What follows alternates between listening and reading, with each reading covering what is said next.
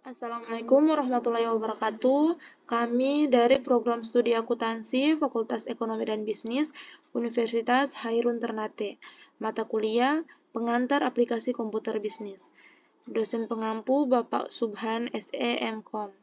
Kami dari kelompok 6 yang beranggotakan ada 3 orang. Yang pertama, Dewi Sirvani Olabahim dengan NPM 022722112260, dan yang kedua, Alfiana Putri Anggraini dengan NPM 022722112243, dan yang terakhir dengan Resti Dwijayanti Sukardi dengan NPM 022722112266. Pada video kali ini saya akan membahas tentang Net Present Value 3 soal case study menggunakan Microsoft Excel. Pada case study yang pertama yaitu bisnis cafe ini selama 7 tahun dan investasi awal yaitu sebesar minus 1 miliar. Kemudian arus kas bersih atau cash flow-nya yaitu pada tahun pertama 200 juta, pada tahun kedua 300 juta, pada tahun ketiga 350 juta, pada tahun keempat 400 juta, pada tahun kelima 450 juta, pada tahun keenam 500 juta, dan pada tahun ketujuh sebesar 550 juta dengan diskon rate-nya yaitu sebesar 12%. NPV-nya adalah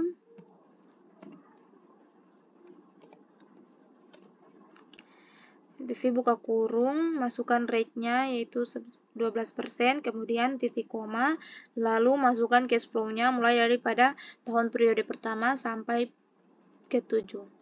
Kemudian tutup kurung lalu ditambah dengan pengeluaran pada tahun pertama yaitu sebesar minus 1 miliar. Kemudian enter, maka hasilnya adalah 678.509.624 rupiah. Jadi itu adalah cara menggunakan NPV. Karena NPV ini adalah positif,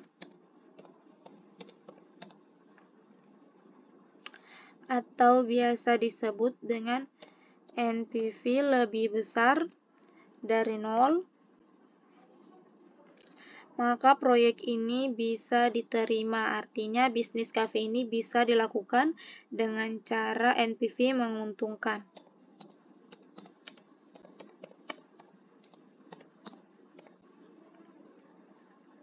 Kita lanjut pada case study yang kedua, yaitu belajar bisnis transportasi speedboat lewat pemahaman analisis kelayakan NPV. Jadi di sini ada seseorang yang ingin memulai bisnis transportasi laut, yaitu speedboat. Di sini kita akan menguji kelayakan NPV-nya apakah layak untuk didirikan atau tidak. Kita masuk pada Microsoft Excel. Di sini ada 5 tahun periode, yaitu dengan investasi awal sebesar minus 3 miliar, dengan arus kas bersih yaitu atau cash flow-nya pada tahun pertama yaitu sebesar 600 juta, pada tahun kedua 650 juta, pada tahun ketiga 700 juta, pada tahun keempat 750 juta, dan pada tahun kelima yaitu sebesar 800 juta dengan diskon rate-nya yaitu sebesar 14% per tahun. Sini kita menggunakan net present value yaitu sama dengan NPV, kemudian buka kurung, masukkan rate-nya, kemudian titik koma, lalu masukkan cash flow-nya pada tahun pertama hingga pada tahun kelima. Kemudian tutup kurung, lalu ditambah dengan investasi awal atau pengeluaran pada periode pertama yaitu sebesar minus 3 miliar, kemudian enter. Maka hasilnya adalah 641.499.116 rupiah. Di sini hasilnya adalah minus, maka atau negatif, maka ini adalah negatif.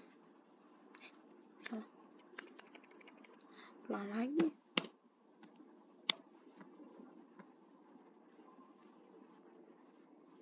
Kita masuk pada Microsoft Excel. Di sini ada 5 tahun periode, yaitu dengan investasi awal sebesar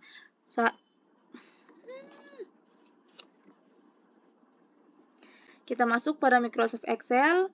Di sini ada 5 tahun periode dengan investasi awal yaitu sebesar minus 3 miliar dengan arus kas bersih atau cash flow-nya pada tahun pertama yaitu sebesar 600 juta, pada tahun kedua 650 juta, pada tahun ketiga 700 juta, dan pada tahun keempat 750 juta, dan pada tahun kelima yaitu sebesar 800 juta. Dengan diskon rate-nya yaitu sebesar 14% per tahun. Di sini kita menggunakan net present value yaitu sama dengan NPV.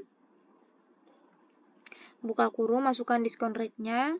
Kemudian titik koma, lalu masukkan cash flow-nya pada tahun pertama hingga tahun kelima. Kemudian tutup kurung, lalu ditambah dengan investasi awal atau pengeluaran pada tahun periode pertama yaitu sebesar minus 3 miliar. Kemudian enter. Maka hasilnya adalah minus 641.495.116. Bisa dilihat di sini hasilnya adalah negatif.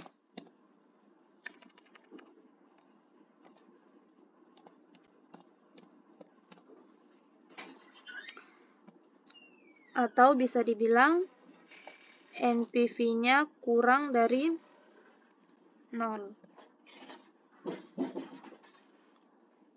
Karena hasilnya di sini adalah negatif, maka bisnis ini dinyatakan tidak layak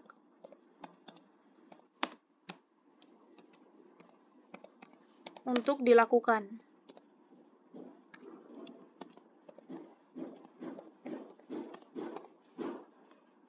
Kita lanjut pada case study yang ketiga, yaitu menilai kelayakan investasi perusahaan tambang lewat NPF. Jadi perusahaan tambang ini masih dalam tahap eksplorasi.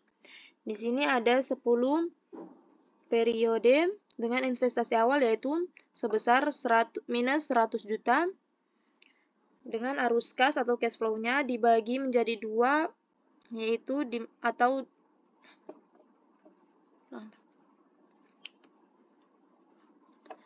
Kita lanjut pada case study yang ketiga yaitu menilai kelayakan investasi perusahaan tambang lewat NPF. Jadi perusahaan tambang ini masih dalam tahap eksplorasi. Di sini ada 10 tahun periode dengan investasi awal yaitu sebesar minus 100 juta. Berikut arus kas atau cash flow-nya dibagi menjadi 2 plan atau 2 rencana, di mana ada plan A atau rencana A dan plan B atau rencana B, dengan diskon rate-nya yaitu 14%. Plan A pada tahun periode pertama diberikan sebesar 30 juta, sampai pada tahun ke-10 atau periode ke-10 diberikan sebesar 5 juta. Pada plan B pada tahun pertama diberikan 15 juta, sampai pada tahun ke-10 diberikan sebesar 25 juta. Di sini sebelum kita mencari NPF-nya, kita akan mentotalkan semua total cash flow pada plan A dan plan B dengan menggunakan sum. Itu sama dengan sum, buka kurung, kita pilih pada tahun periode pertama sampai pada tahun periode ke-10, kemudian tutup kurung lalu enter. Pada plan B sama juga menggunakan sum, sama dengan sum, kita pilih tahun periode pertama sampai tahun periode ke-10, kemudian tutup kurung, lalu enter. Bisa dilihat di sini hasilnya adalah sama yaitu Rp158.500.000. Sekarang kita akan menguji plan mana atau rencana yang menguntungkan dengan menggunakan metode NPV, yaitu sama dengan NPV, buka kurung, kita masukkan diskon rate-nya, kemudian titik koma, lalu kita masukkan tahun periode pertama sampai ke-10 pada plan A, lalu tutup kurung, ditambah dengan investasi awal yaitu sebesar minus 100 juta. Kemudian enter. pada plan B menggunakan sama seperti tadi, yaitu sama dengan NPF, buka kurung, masukkan diskon rate-nya 14%, titik koma, masukkan tahun periode pertama sampai ke 10, lalu tutup kurung, ditambah dengan investasi awal yaitu sebesar minus 100 juta. Kemudian enter. Bisa dilihat di sini pada plan B dapat negatif 15.761.627 rupiah, sedangkan pada plan A nilainya positif. Jadi berdasarkan dengan metode NPF yang harus diterima atau layak dilakukan yaitu menggunakan plan A atau rencana A. Sekian dari saya. Apabila ada kesalahan kata atau kekurangan, saya mohon maaf. Assalamualaikum warahmatullahi wabarakatuh.